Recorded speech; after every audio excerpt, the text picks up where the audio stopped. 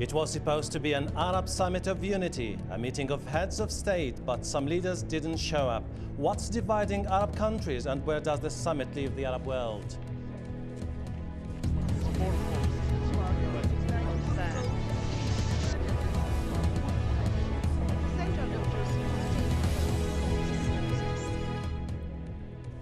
Hello, I'm Hashim Al-Bara, and welcome to this special edition of Inside Story from the Arab League Summit in Damascus, Syria. For decades, Arab League summits have been marked by rare moments of unity and even more moments of divisions, just like this summit here in Damascus. Arab states came together more than 60 years ago to form the organization to tackle the Palestinian issue. But their final target was an Arab Union with a common market and a single currency, a goal that has so far eluded Arab leaders. Beirut 2002.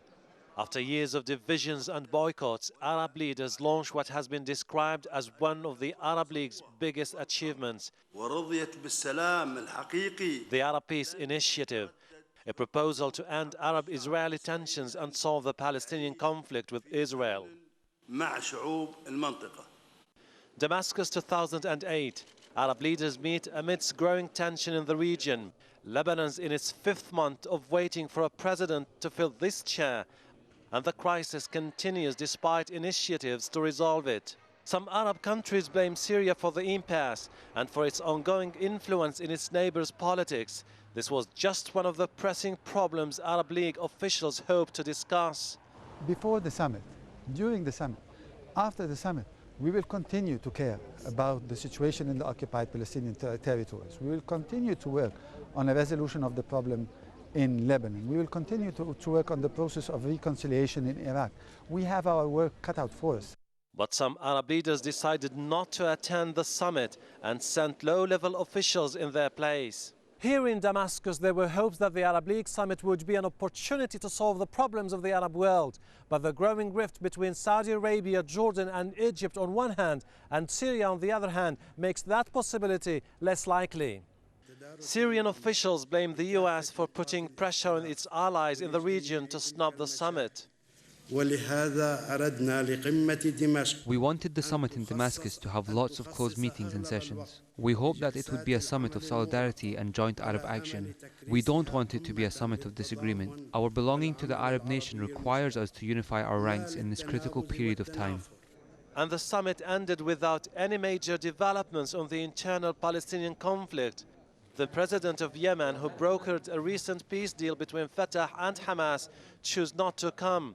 And because other key players stayed away, any solution will have to wait.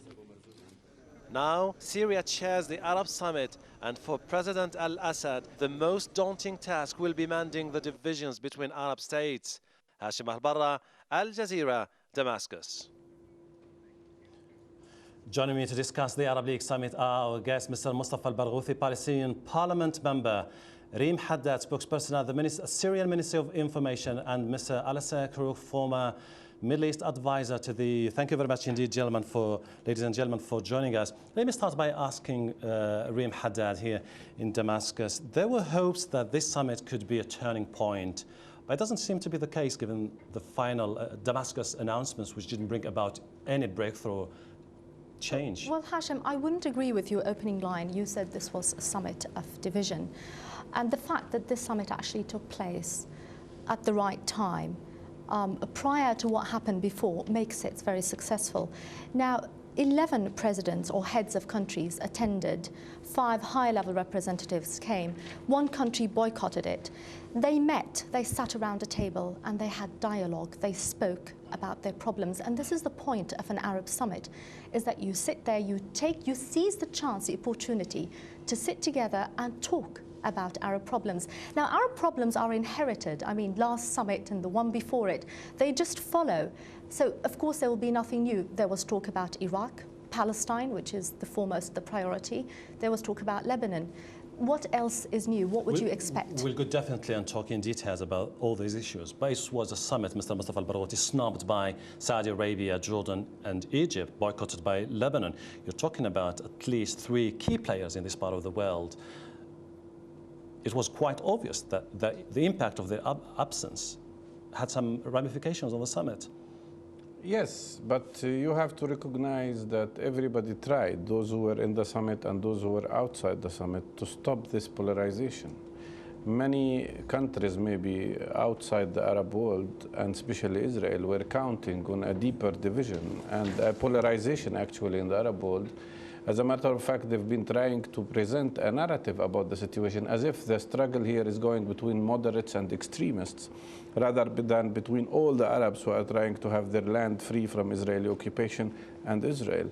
I think this summit prevented further deterioration. As a matter of fact, I think, as I said, those who came to the summit and even the Saudi Foreign Minister, Prince Saud al-Faisal, made every possible effort to prevent further deterioration. And in that sense, it was a success that this summit prevented this polarization and re-emphasized the main issues, especially the issue of the Palestinian question. We'll definitely talk about the Palestinian issue, the Iraqi.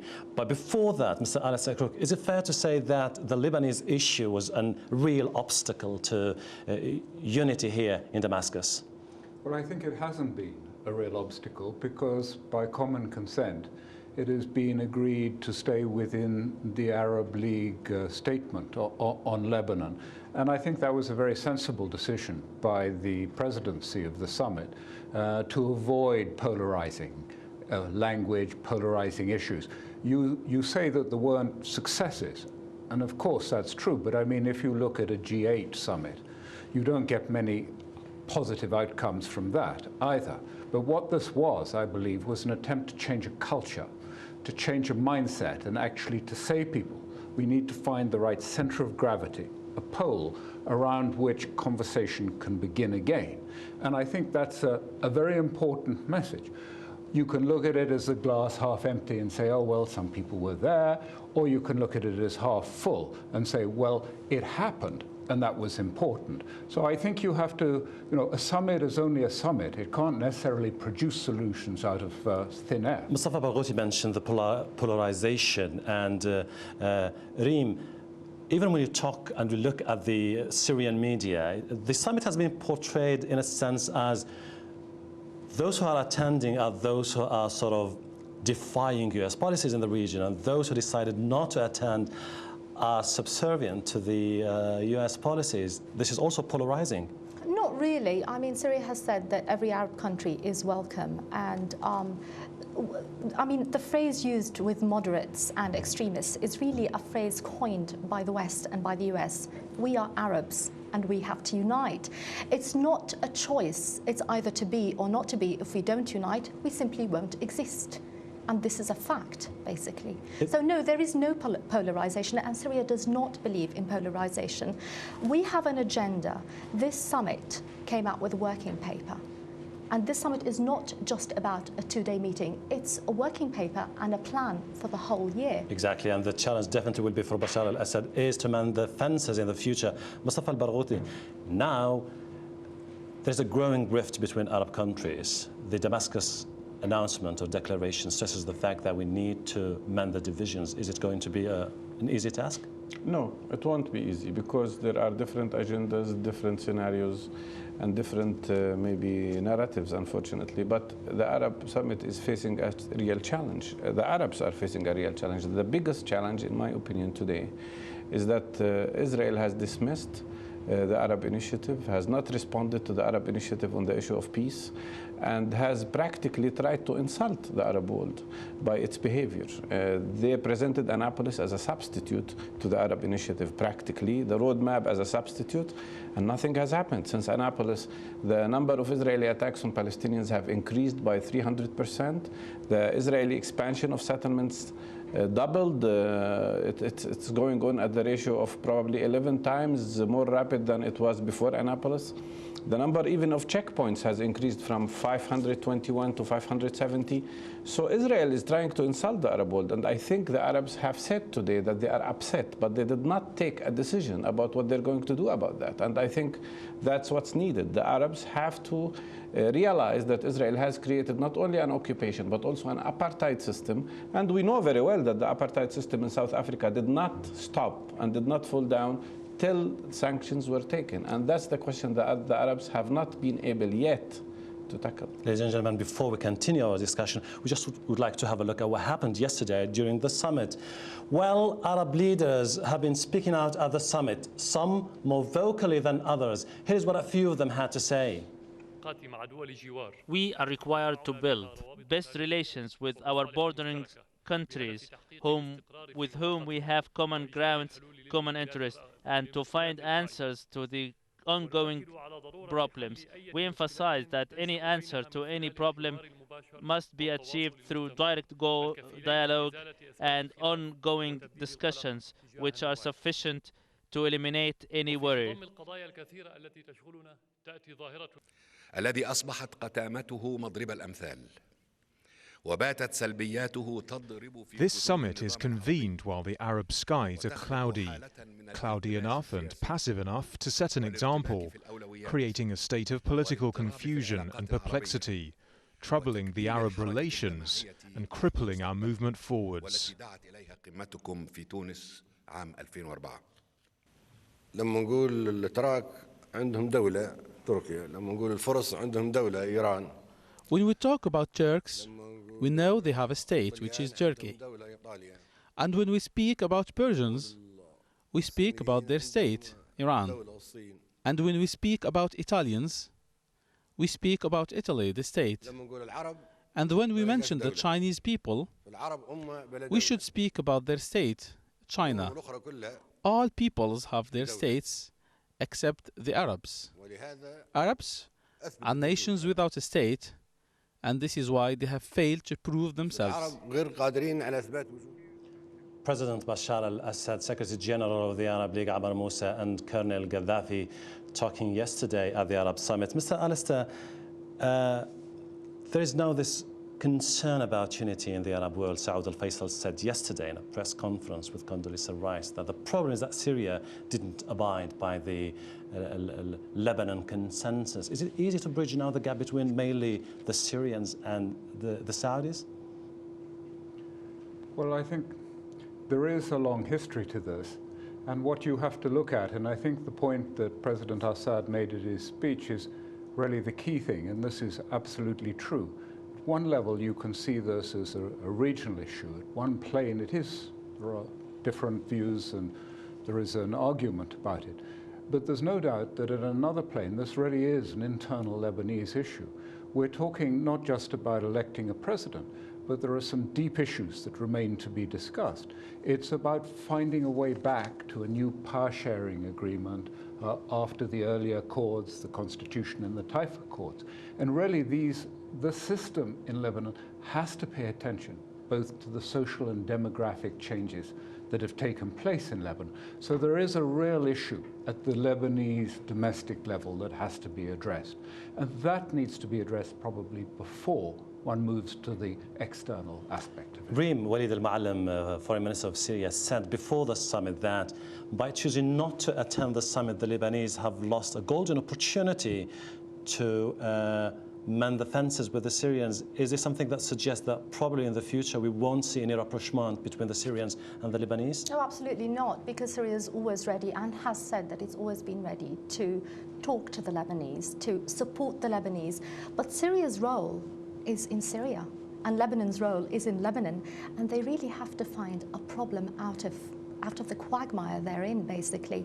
I mean, they have a lot of basic problems. One of them is that they haven't had a census in ages, actually.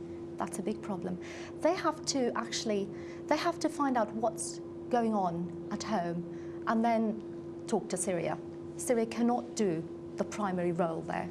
Let's move now to the Palestinian issue. You've been talking about situation in the occupied Palestinian territories. The Damascus Declaration, Mr. Mustafa al-Barghouthi, insists on the need to go further with the Yemen brokered peace deal, but mentioning that President Bashar al-Assad has some new suggestions. Are we going to see a new approach, new deal, or just the same form which has been there for the last few weeks between Fatah and Hamas? I think the comments you're relating to are about the necessity of creating a real and efficient dialogue to reach an agreement and to find a way for unity of Palestinians. I do not think we had an agreement in Sana'a. There was a meeting, but there was no agreement. There is a Yemeni initiative which is appreciated. It doesn't have many new things. It's about the basics. But I think we will not see a progress in this regard unless two conditions are met. First, there has to be a real intention, a sincere and honest intention from the side of both Fatah and Hamas to reach an agreement. Both of them have to overcome this feeling that any of them can run the show in Palestine alone. Both of them have to overcome this illusion that they are struggling over a division of an authority. In reality, there is no authority. There is an illusion of an authority which is still under occupation. So they have to overcome that gap and realize that what we are talking about is about how do we organize the Palestinian national liberation movement, and then we can find an agreement. But there is a necessity for a second condition, which is a will from both sides to stop external interventions in internal Palestinian affairs. We had a national unity government. You know, we played a very important role in creating that national unity government, in mediating between both sides. We had a fantastic government. We had a government that represented 96% of the Palestinian electorate. Why did it fall down?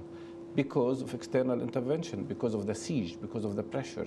So what we need from the Arabs is support to an independent Palestinian decision to be able to prevent external intervention. Mustafa al-Barghouthi, talking about the external interventions, my question is to Mr. Al-Sakrou. Here again, it brings the issue of the role of Saudi Arabia and Syria. Saudis are seen as very good friends of Fatah, but they played a major role during the Mecca agreement.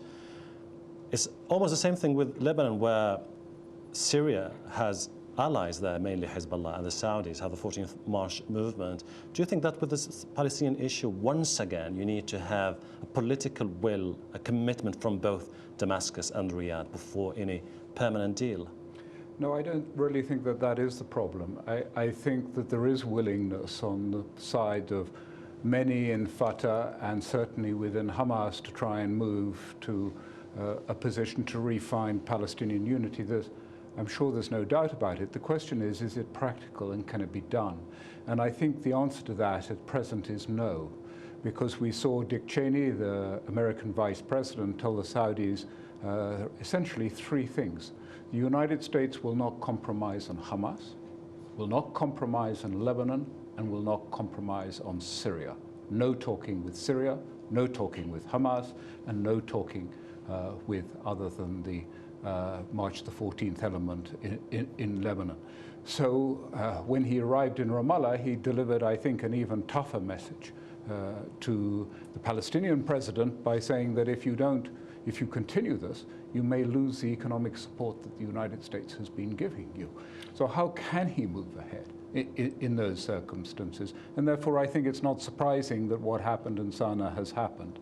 And I think, therefore, that with that very tough attitude from it, it may be different from what Condoleezza Rice is saying, but that's happened before, that there are different messages coming from Washington. And so I think that's, that is a situation that makes it very hard to move and probably not likely to see much movement in the future. And that's where the Arabs can make a difference.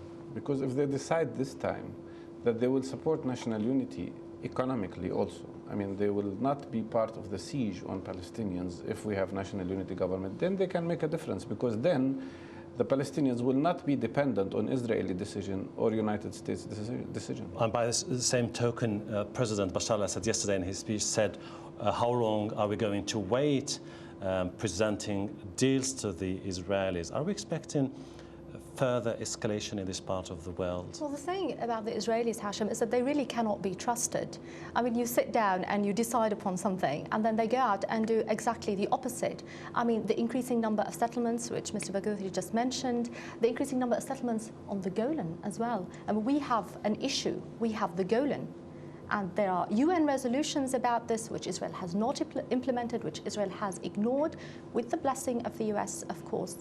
Now, the US plays a major part in this because the US is unable to be an honest broker. It does not want to be, this Bush administration at least. Mustafa, the Syrians now will lead the Arab diplomacy for the next coming year because Syria is now will chair the Arab Summit. Isn't this something that will further complicate the role of the Syrians because of their ties with the the very difficult times with the Americans?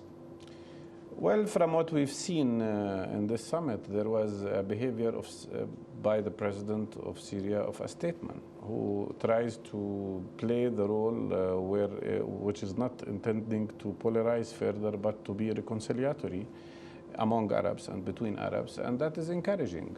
I think I would agree with what was said, that this is not the summit is not only about these 2 days. The summit is about what will happen later.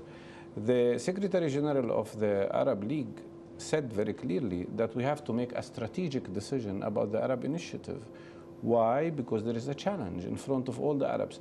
You see, when they speak about moderate line, the moderate line has, if there is a moderate, if I don't agree with this description, but if there is a moderate line, it has been building a line based on the fact that we can reach an agreement with Israel through Annapolis. Israel has responded with a clear message: no agreement. Israel is saying no peace. Israel is saying we will not allow a Palestinian state to exist. Israel is saying Gaza is a problem of Egypt. West Bank will not be allowed to be an independent sovereign state. So that means there is a challenge. What will the Arabs do in front of that? And this leads me to ask Mr. Al-Krook, how can Syrians help build the momentum? There's this plan for the 2008 viable Palestinian state, as has been preached by the Americans. How can the Syrians be a real player? I think there comes a point where you actually have to look if the system, or if you like the process, can produce a result, or if it is so flawed in the way it has been constructed that you really need to rethink and go back to some fundamentals. And I think what we're talking about here is not a political solution.